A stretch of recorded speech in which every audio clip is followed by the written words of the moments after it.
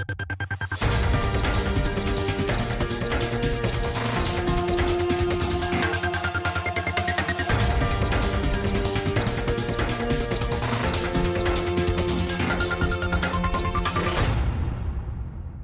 let's get started. Let's get started with the content today. And we begin with a border breaker. We begin with another inspirational presentation, something that perhaps is not directly related to us, but if you're creative, if you think it through, I'm sure there'll be plenty of opportunities for you to perhaps associate yourself with a concept or do some marketing around it in future, because it is brilliant, it changes people's lives, and is, as I said, very inspirational. It is the story of Mercado Global. This is an organization, an NGO, that reaches out to indigenous people, mostly in Guatemala and in Central America, and connects them with manufacturers, with distributors, with marketeers, with other people in North America and elsewhere. It's an initiative that is breaking the cycle of poverty and doing it in a very ingenious way, very much putting people first. And the person running this is Ruth Degolia. You may have seen her recently in the cover, in the old cover of Newsweek magazine. Of course, Newsweek is no more, but still. She made it to the cover. And she's just here, just arrived from having presented this very same concept that she's going to present to us today to the Bill Clinton Foundation and Barack Obama himself. So a warm welcome to Ruth Degolia with Mercado Global. Thank you. I'm getting on stage in a less impressive way than the first speaker, but only so much as possible in heels and a skirt, so you'll have to excuse me. Thank you so much for the wonderful introduction. My name is Ruth Degolia, and I started Mercado Global. And it's great to see so many leaders in marketing and the media here today. As all of you must know, in addition to being a tremendous economic force, marketing has tremendous potential to be a force for good. And I'm going to talk to you a little bit today about how at Mercado Global we've used this concept of marketing as a force for good, both to empower women in rural Guatemala and also to help companies do good while also doing well. So when I was a student at Yale, I had the wonderful opportunity to travel to Guatemala and meet some incredibly inspiring women like those that you see in the slide here. These women were incredibly inspiring and strong. They'd lived through the Civil War. They'd lived through so much. And yet, these women, their families, their children were literally starving. They had almost no income. For those of you who are familiar with Guatemala, you may know that 2 out of 3 indigenous children in Guatemala go to bed hungry every night and live in chronic hunger. These women were discriminated against based on their race, their gender, their rural lifestyle. Most of the women that I met couldn't read or write. Many had never had the chance to go to school. And yet, these women had survived. They were so powerful. To me, they were my heroes. And in addition to all of that, they were amazing artisans. You could see, well, those of you who've gone to Guatemala know what the artisanship is like there. And I was struck by how unnecessary it was that these women would be living in such poverty when they had such incredible skills. And all they needed was access to market. And that's where the idea of Mercado Global started. The big idea behind Mercado Global, well, Mercado Global is really about 2 core things. The first is that rather than beg for handouts, these women can be the solution to the challenges their community face. They could send their kids to school themselves. Rather than be seen as victims, these women have the potential to be some of the best rural entrepreneurs in the world. And we think that when our partner artisans, who may not be able to read and write, but they're exporting their products to some of the top retailers in the US, Asia, and Europe, such as Ron Herman, Nordstrom's, Lucky Brand Jeans, we think that they're doing it. The second part of our vision involves the potential of markets. So if you think about all the problems in the world, there are a lot, and I don't want you to get too depressed. But if you think, just take the US, for example. In the US, $350 billion a year goes to charitable giving. And on the one hand, that's great. There's a lot of generous people here. But if you think about all the problems, it's not that much.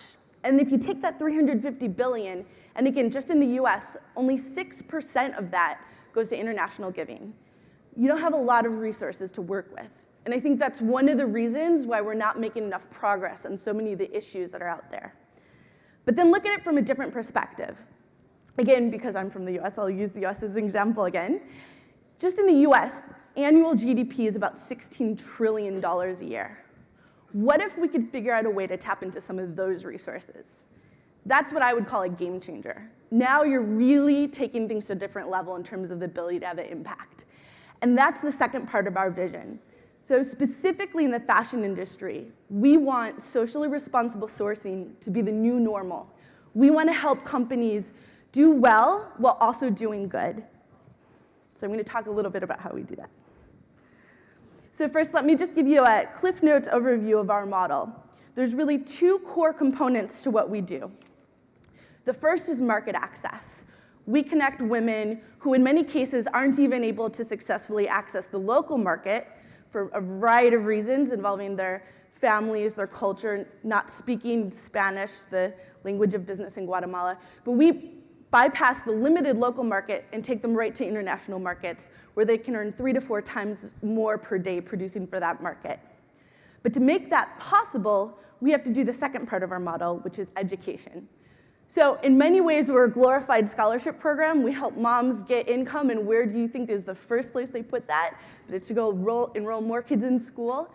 But we don't believe that we just bypass the moms. We actually have to educate the moms. We have to help them open their first bank account, learn how to build their business. That's necessary to make our model work.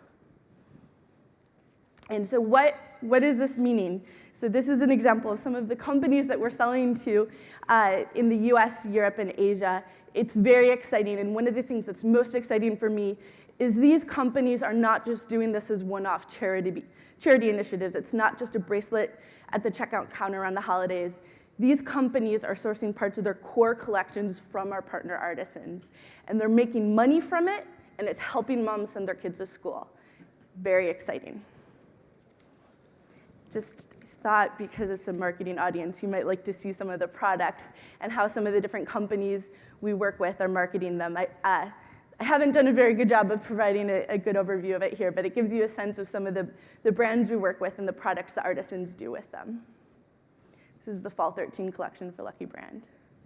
So what does that mean?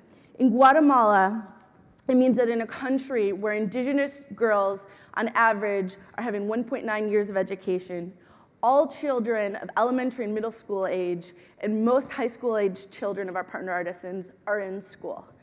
Incredibly exciting, major game changer, and key to breaking the cycle of poverty for the next generation.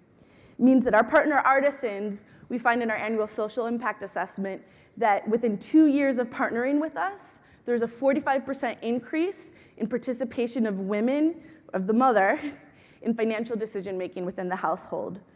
It means that we're having huge progress in other indicators like food security and traditional indicators of poverty, which may not sound so exciting but matter a lot, such as whether or not you live in a home with a dirt floor or with a paved floor, what type of roof you have, how many rooms you have in your home, those types of things.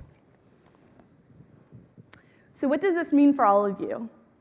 So I think in recent years, we've seen a major shift in consumer thinking around socially responsible consumerism in most industries. And I'll start by just taking what we've seen in the area where we work.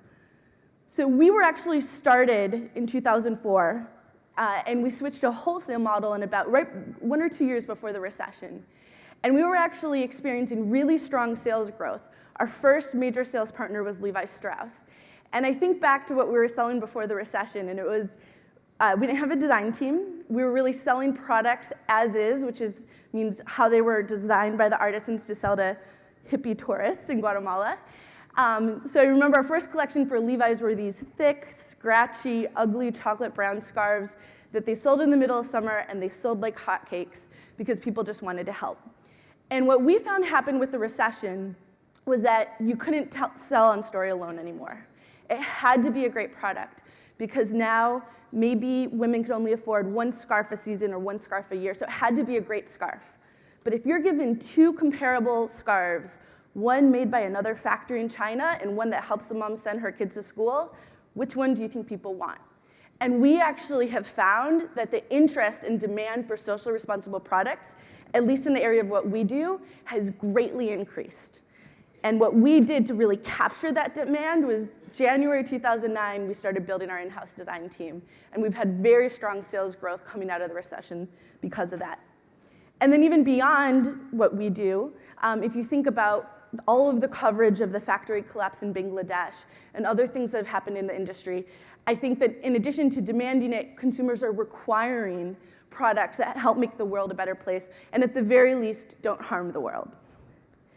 And I just wanted to share one other anecdote, which I'm not sure if I should share, but as the previous speaker mentioned, I just came from the Clinton Global Initiative, and I overheard a comment there, which I don't think I was intended to hear, but I thought it was very powerful, and so I wanted to share it, which was the CEO of a major tech company was speaking to another person at the conference and talking about how of all the marketing campaigns her company has ever done, the campaign that had the biggest impact on brand loyalty was a campaign they did around their support for empowering little girls and a nonprofit that works with little girls.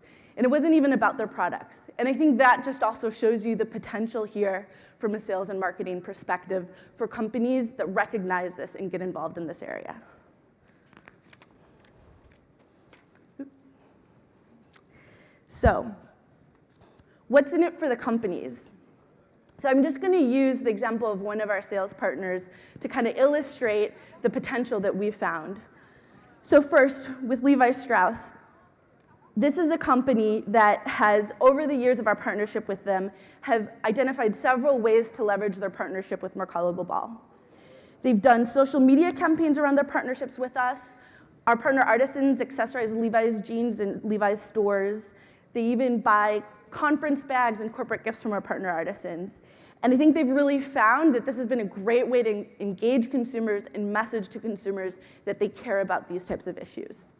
And one of the things that's great is it doesn't necessarily cost them anything because they're selling products that sell well. I think there's a second set of opportunities for companies that want to develop these types of partnerships, and that involves employee engagement. So many of our sales partners and our corporate partners are looking for ways to engage their employees.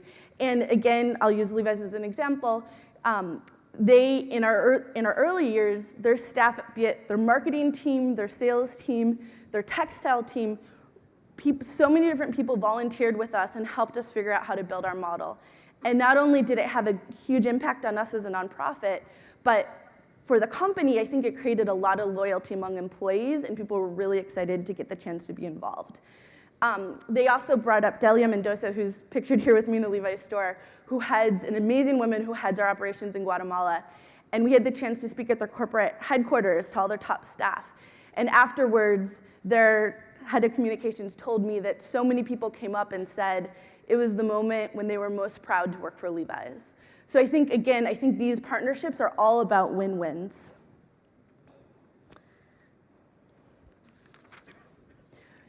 I don't think that I would be doing all of you a service, though, if I didn't also share with you some of the pitfalls that I think you should look out for as you're thinking about ways to identify opportunities like this for your own companies. So the first thing that I wanted to say is there is an element at times of fitting a round peg into a square hole. Again, I'll use Levi's as an example, but this is something that has happened with most of the other companies we've partnered with. Their compliance team, when we partnered with them, sent us this big packet of all these questions we had to fill out. And there were questions like, where do you put the sludge? We're like, well, we don't have sludge. We think that's a good thing, but we're not sure. Where are the fire escapes? And we don't have a factory. We have over 300 different work locations because the moms we work with work from home. And things like that tend to arise when companies are trying new types of partnerships and kind of reimagining the way business should work. But these are all things that we've found can be surmountable. One thing that really helps is having leadership within the company that recognize the value and are opening to being a little flexible around things like that. The second pitfall that I encourage all of you to watch out for, and as people in marketing, you probably understand this better than others, but in the nonprofit and social enterprise sector, like in the for-profit sector, sometimes the best marketers or the companies with the best marketing, it doesn't necessarily mean that they have the most substance. And I think that for these types of partnerships to really have a major impact and also work financially on both sides, it's really important to make sure there's authenticity there and to do your due diligence on your partners. So that would just be another thing that I would encourage all of you to think about. But that said, there's a huge opportunity for impact going both ways, both for the companies that establish these types of partnerships and for the organizations and people that you're partnering with to do this type of work. So, what can you do? I was really excited when I was invited to present at this conference because I really believe that marketers are in such a unique position to recognize the value of this type of opportunity and to also bring together the people within a company that are needed to make this happen, to recognize the value from a branding perspective and bring together people from the corporate side, maybe from the CSR side of your companies, to help make these types of initiatives happen. So I encourage all of you to think about, many of you probably work for companies that are already doing things like this, but I encourage you to think about what else you could be doing. And I would also just share, in my experience, looking at what has and hasn't worked best in terms of these types of partnerships, I think it's always best to try to stick to your core competencies and figure out how to leverage your existing business model. I think you'll just be able to do a lot more with a lot less if you're able to do that.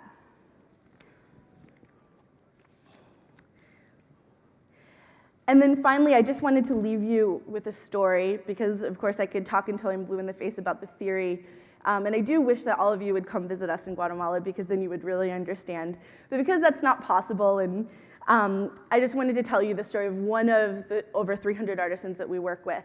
Her name is Isabella. She's the one in the far right, kind of leaning over. She's about 23 years old.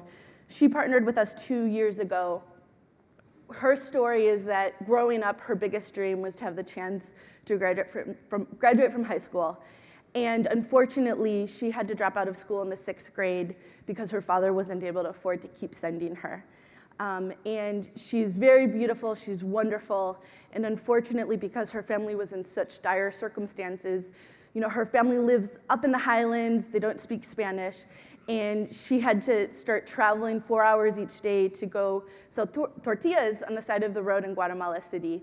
And for those of you who have been to Guatemala City know it's not the best place as a young woman to be selling tortillas on the side of the road.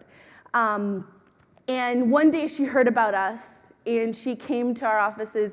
She heard about us, she heard we were in this town in Guatemala's highlands, came, kind of went door to door looking for us, found us, and asked for help forming a cooperative in her community. And I remember when Isabella first came that she, like so many of the women that we partner with, had such an extreme self-confidence issue that you couldn't get her to look you in the face. She'd be very quiet. It was very hard to hear what she was saying. But one of the things that was most exciting to me is that over the next couple of years, as we helped her build a cooperative in her community, she really emerged as a leader. She's now one of our top sample makers. She's actually in charge of the sample making for anthropology. But even beyond that, just to give you an example of the impact that these types of partnerships can have, just with one order that we had for Levi's, she was able to save up. She was first able to pay off part of the money for a sewing machine that she was able to buy in credit, and also had a little bit more money which she used to do a down payment on her own plot of land. And she then hired her father to plant potatoes on that land. So it gives you a sense of the impact. And then in addition to that, now she's sending 3 of her younger sisters, the other 3 girls in the back there, to middle school. So that's just one woman, one story of impact, and my hope for all of you is that you'll help us create more stories like this with your own companies. So that is what I wanted to share with all of you today. Thank you so much for giving me a chance to speak. Thank you, Ruth. I'm sure there'll be plenty of questions. Let me scan the audience. Come here closer. Oh, have you got a microphone? Yes, you do. Right. Anybody wants to kick off a question? Yeah, right here in the foreground, please, so we could get a microphone. Yeah, Martina, thank you. Thank you, it's very inspiring. How can you apply this in other countries of South America? Because this is just one country, right? How That's can right. you expand your model to reach Mexico, Colombia, Venezuela, etc.? That's a great question. You know, we get asked that a lot, and our original idea was that we would be working in many different countries. And what we realized is, you know, half of 16 million people in Guatemala, half of Guatemala is indigenous, so much need in Guatemala, and we had invested so much in building up our model in Guatemala. So we really wanted to focus on expanding like wildfire within Guatemala and recruiting as many companies as possible to the socially responsible sourcing movement, with the idea that we've found that once we show a company, hey, this is a new way of doing things and it can work for you financially, they'll often go on and add to their assortment of products other products that have a social impact from other parts of the world. So what we're really focused on right now is sharing best practices and advice with people in other countries that want to replicate this. And we do very strongly believe that it's the people in the community who know best how to do it in their own communities. So that's what we're doing. But I do think this is a model that can work well in many countries in Latin America. Yeah. Anybody else? Let me ask you about the mechanics, because it was a bit unclear to me how it works. Yeah. Okay, so you've got cooperatives that you set up. Yeah. The women come and they manufacture to order. So the designs come from the brand. So Levi's will come up with a design, or both ways? Well, I can explain to you this kind of. And then the money, how does that work? Obviously, you get paid per product, per fabric, per... Great question, great question. So we're vertically integrated, and we switched to that model within a couple of years because we realized that's what was needed to have total accountability and to make sure we had total quality control as well. So we work with about 30 co-ops throughout Guatemala's highlands. Sorry, and these co-ops you set up initially, or they already existed? Combinations. Some are women who are organized and come to us, and we help them legalize their co-op and, you know, strengthen it. But often, increasingly, it's actually women in a community who are already artisans. They come to us and ask for help organizing. And we have an in-house design team. So we hired our design director away from Ralph Lauren. And she lived in Guatemala for a year, and now she goes back and forth. And she sits down right in the communities, and they really co-design. So all of our, I'm bad, I'm not wearing any of our products. But that's because I couldn't bring a bag on stage.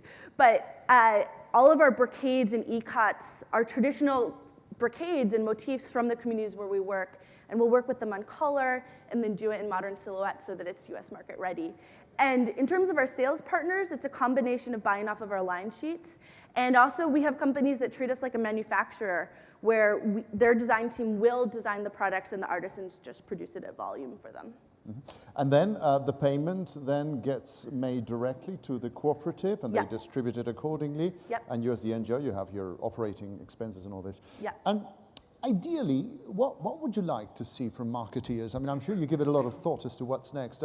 Mercado Global seems to be a back brand. You don't push it forth, but perhaps there is a place for you to then turn this into an umbrella brand that is strong and that you can, scale it across different countries, as it was suggested. Absolutely. I mean, if I had one wish, it would be to harness the power of marketing to help really promote faster growth in terms of social impact products, the concept of fair trade as a brand. I'm speaking to the choir in terms of the power of marketing. But for us, every time we've had an opportunity to do that, and some of our, again, like Levi's, which did a whole social media campaign around their partnership with us, every time we get that type of external help, it just takes us to the next level in terms of sales, customers, visibility. It's very exciting. Right. Well, delegates, step up. This is your chance to associate yourself with a great concept, great idea. Ruth, thank you very much. Thank you so much. Appreciate it.